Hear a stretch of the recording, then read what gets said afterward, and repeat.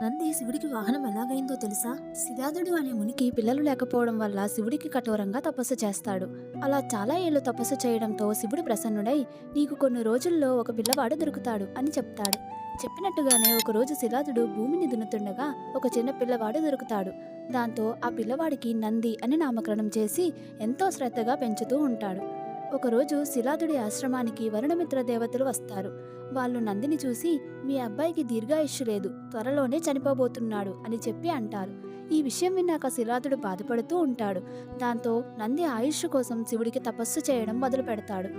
శివుడు ప్రత్యక్షమై ఏం వరం కావాలో కోరుకోమంటే, శివుడిని చూసిన పరవశంలో దీర్ఘాయుష్షుకు బదులుగా ఎప్పటికీ మీతోనే ఉండిపోయేలా చేయండి అని అడుగుతాడు.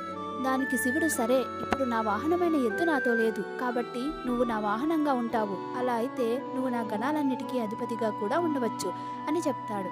దానికి నంది ఎంతో సంతోషంతో సరే అంటాడు.